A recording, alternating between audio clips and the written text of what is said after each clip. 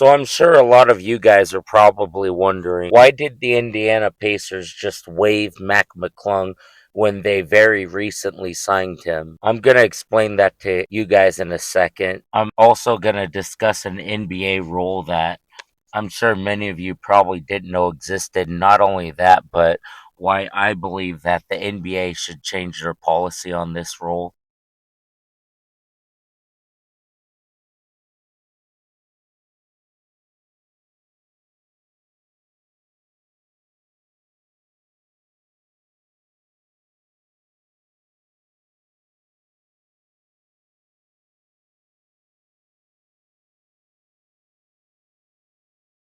So the Indiana Pacers have just waived Mac McClung, who is better known for winning multiple NBA All-Star Weekend dunk contests rather than what he's been able to do on the actual NBA court. Now, the NBA has this rule that it isn't until January 5th of every season that NBA teams aren't allowed to sign players to 10-day contracts. At this point of the season, they can only sign players to a spot on the regular 15-man roster or to a two-way contract. As the NBA has already well taken care of the solution to if teams need extra players because they have too many unavailable for their upcoming game. However, what I believe that the NBA should do is be able to sign players to a contract called early season short term. What is this exactly? So rather than a 10-day contract like how teams are allowed to sign starting January 5th, I believe that these contracts should last in between 5 to 7 days. And if that player impresses the team enough, the team can continue to extend his contract. Because of the fact that such rule like this doesn't exist,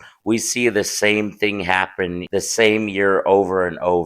NBA players get signed to a standard contract that's supposed to last at the end of the season, yet they end up getting waived. That's just my idea, and if anything, I believe that this is just more so of a nitpick than a criticism of the NBA.